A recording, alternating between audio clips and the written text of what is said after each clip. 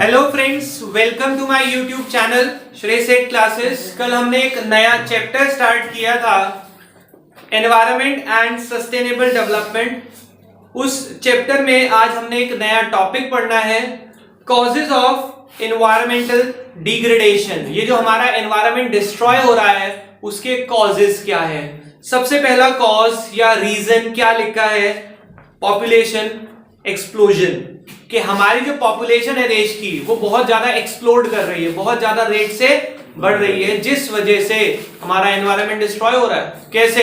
जितनी ज्यादा पॉपुलेशन होगी उतनी ही ज्यादा हमें पेड़ को काटना पड़ेगा, उतने ही ज्यादा हम नेचुरल रिसोर्सेज का यूज करेंगे और हमारा एनवायरनमेंट डिस्ट्रॉय होगा। तो देखो क्या लिखते हैं, it is one of the main factor behind environmental degradation. कह रहे हैं एनवायरमेंटल डिग्रेडेशन के पीछे ये एक मेन रीजन है, due to increase of population on land, exploitation of land has increase. कह रहे हैं हमारी पॉपुलेशन बढ़ने की वजह से लैंड का एक्सप्लॉयटेशन भी ज्यादा हो रहा है, लैंड का यूज ज्यादा होगा ना, और जितना ज्यादा हम लैंड यूज करते हैं हम उसको एक्सप्लॉइट करते हैं। कैसे एक्सप्लॉइट करते हैं? हम पेड़ काट देंगे तो वो जो जगह थी जहां पे फर्टिलिटी थी, यानी कि जहां पे प्रोडक्शन हो सकती थी, वहां पे अब वो प्रोडक्शन नहीं हो पाएगी।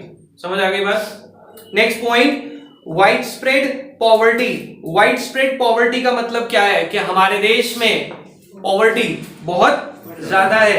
अब पॉवर्टी ज्यादा होने की वजह से क्या एनवायरनमेंट को नुकसान पहुंच रहा है या नहीं? कैसे नुकसान पहुंच रहा है बताओ? नहीं, लोग अपनी जिंदगी को चलाने के लिए पेड़ काट रहे हैं, उन्हें लकड़ी चाहिए, वो कह रहे इसे बेच के जो मिलेगा वहां से कमा लेंगे। ठीक है, तो ये प्रॉब्लम आती है। एक बार हम रीड करते हैं, A large section of India's population is absolutely poor. Large population बहुत ज्यादा poor है।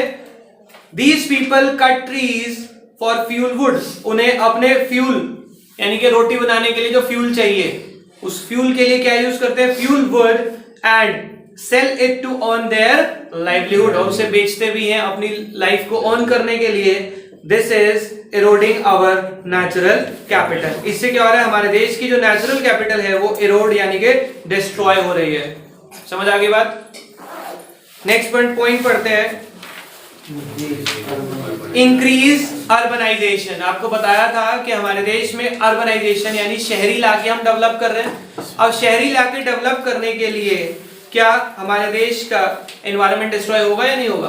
ऑब्वियसली पेड़ काटने पड़ेंगे, जगह ढूंढनी पड़ेगी, तो लैंड भी खराब होगा और नेचुरल ब्यूटी भी डिस्टर्ब होगी। तो देखो क्या लिखते हैं, increasing urbanisation has caused the pressure on housing facility and basic facilities. आपकी बेसिक फैसिलिटी और हाउसिंग फैसिलिटी को जनरेट करने के लिए हम क्या करते हैं? अर्बनाइजेशन बढ़ा रहे हैं, यानी कि शहरी इलाकों की इंक्रीज कर रहे हैं। आगे देखो क्या लिखा है, इस वजह से this has increase the demand for land. इस वजह से लोग लैंड की डिमांड बढ़ा रहे हैं and cause excessive exploitation of natural resources, जिस वजह से नेचुरल रिसोर्सेज का बहुत ज्यादा एक्सप्लॉयटेशन हो रहा है। क्लियर हो गई?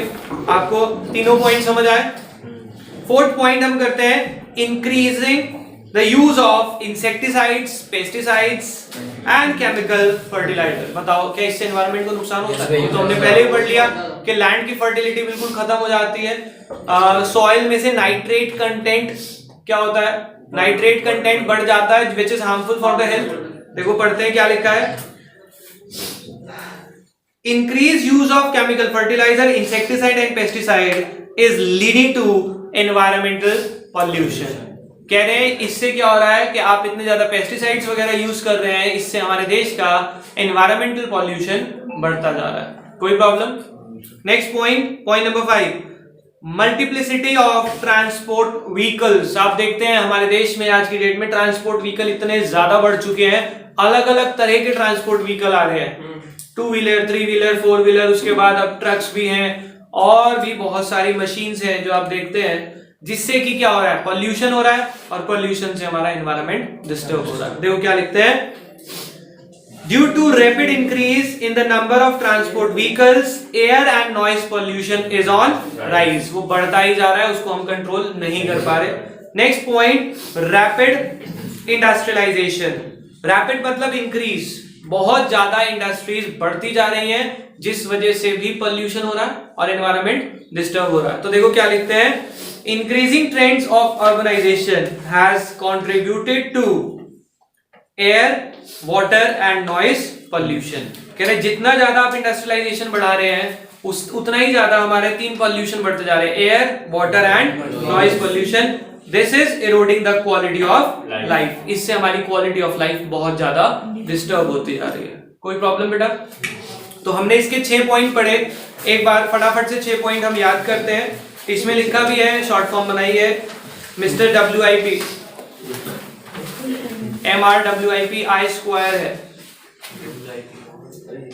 वैसे तो VIP होना चाहिए लेकिन V की बजाय W आ गया, मिस्टर VIP की बजाय। चलो पढ़ते हैं एक बार। M stands for multiplicity of transport vehicles. Transport vehicle बहुत ज्यादा बढ़ गए हैं। R stands for rapid industrialisation. ठीक है, मल्टीप्लिसिटी ऑफ ट्रांसपोर्ट व्हीकल और rapid industrialisation. W stands for wide spread poverty, गरीबी बहुत है। तो 3 हो गए, MRW। M stands for multiplicity of transport vehicles, R stands for rapid industrialization, W widespread poverty। I 2 है और दोनों इंक्रीज है, increasing urbanisation, increase the use of insecticides, pesticides and fertilisers. ठीक है, P का मतलब क्या है? इसमें सिर्फ एक P बचता है, पॉपुलेशन एक्सप्लोजन। एक्सप्लोटेशन नहीं बेटा, एक्सप्लोजन। बहुत ज्यादा पॉपुलेशन बढ़ रही है जिससे एनवायरनमेंट डिस्टर्ब हो रहा है। ठीक है, आगे next topic, how to save environment. Environment को कैसे आप बचा सकते हैं? 5 तरीके बताए हैं जिसमें आई थिंक 4th वाला विजिबल नहीं है किसी भी नोट्स में, शायद लास्ट में एक पॉइंट कट गया। लिख ले आप उसे, water management. 4th point is water management.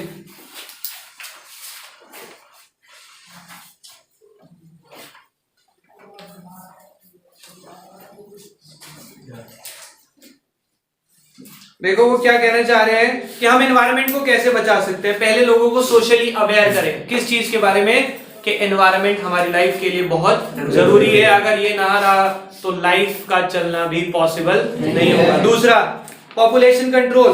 दूसरा, हम उन्हें क्या कह रहे हैं कि अपनी पॉपुलेशन पे कंट्रोल लगाए। तीसरा, अफॉरेस्टेशन कैंपेन। लोगों को मोटिवेट करें, किस चीज के लिए, कि ज्यादा से ज्यादा पेड़ लगाओ, काटो मत, उनसे ज्यादा लगाओ।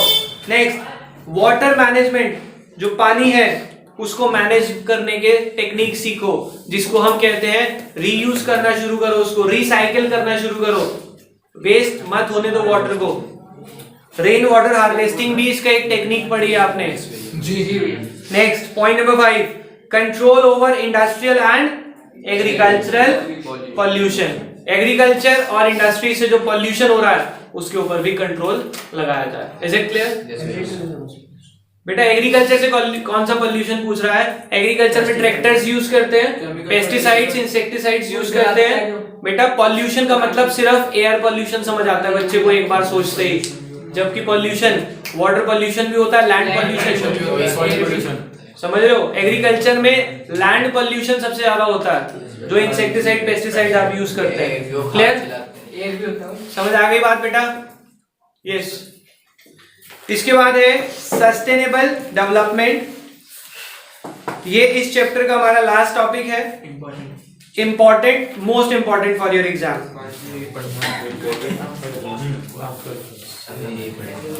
ठीक है, बट बेटा एक क्लियर कट दिमाग में रखना इस बात को लेके कि सिर्फ सस्टेनेबल डेवलपमेंट करके जाओगे तो प्रॉब्लम हो जाएगी। हाँ बताता हूं क्यों। देखो उससे पहले जो टॉपिक पढ़े आपने, रियल लाइफ के हिसाब से सोचो। मैं आपको सिंपल सी बात बता रहा हूं कि सीबीएसई अब वोकेशनलाइज कर रहा है कोर्सेज को, मतलब प्रैक्टिकल नॉलेज। क्या एनवायरनमेंट डिस्ट्रॉय होना सीरियस थ्रेट है अर्थ के लिए? नहीं। ठीक है, अब उस थ्रेट को कैसे कंट्रोल किया जा सकता है, इस क्वेश्चन बहुत अच्छा बन सकता है केस स्टडी। कि हम ऐसे दौर में जी रहे हैं, कुछ ऐसी केस स्टडी कहानी सुनाएंगे जहां पे हम डेवलप कर रहे हैं, हमने इतना कुछ डेवलप कर दिया कि इंडिया आज बड़े बड़े देशों के साथ टाई अप कर पा रहा है, बड़े देश इंडिया में आना चाहते हैं, हमने बहुत ग्रोथ करी है, पर इससे हमारे देश को एक नुकसान हुआ है। उस नुकसान को कैसे रिकवर किया जा सकता है, हमारा एनवायरनमेंट डिस्ट्रॉय हुआ है, उस एनवायरनमेंट से कैसे बच सकते हैं, वो पढ़ा ना रीजन अभी। तो बेटा क्वेश्चन इसमें भी बन सकते हैं और बहुत अच्छे बन सकते हैं, तो आपको छोड़ना कुछ नहीं है। अगर आपको लगता है कि टॉपिक मेरे समझ आ गया, सिर्फ हेडिंग याद करो। ये चैप्टर तो ऐसा है कि अंदर का मैटर आप बना सकते हैं। क्या है, एनवायरनमेंट के बारे में बचपन से वही लिखते आ रहे हैं, वो पैराग्राफ सुबह से लेकर शाम तक, एनवायरनमेंट को कैसे बचाया जाए, एफॉरेस्टेशन क्या होता है, डिफॉरेस्टेशन क्या होता है, ओजोन लेयर डिप्लीशन क्या होता है, इसके ऊपर तो बहुत डिबेट्स लिखे हैं, स्पीचेस भी सुनी होंगी स्कूल में, यही तो चलता है। और होता क्या है, चलो अब ये जो सस्टेनेबल डेवलपमेंट है, मेरे को पता है काफी सारे बच्चों ने ऑलरेडी पढ़ा हुआ होगा, कुछ को याद होगा, कुछ भूल चुके होंगे। सस्टेनेबल डेवलपमेंट का मतलब क्या होता है कि हम रिसोर्सेज को ऐसे यूज करें कि वो सस्टेन रहे for future generation also. Use तो करेंगे अपने लिए, पर एक तरीके से कि वो फ्यूचर के लिए भी बच जाए। तो पढ़ते हैं, sustainable development is that process of economic development which aims at raising the quality of life of both present and future generation। जो quality of life improve करे किसकी, present generation as well as of the future generation without threatening the natural environment, यानी natural environment को destroy किए बिना। हम development तो करेंगे पर for present generation as well as for future generation without threatening the natural environment। Clear हो गई बात जी। इसके कुछ फीचर्स हैं जो हम अब नेक्स्ट क्लास में पढ़ेंगे, अभी के लिए फिलहाल इतना ही, बाकी हम पढ़ते हैं नेक्स्ट क्लास में। Bye bye.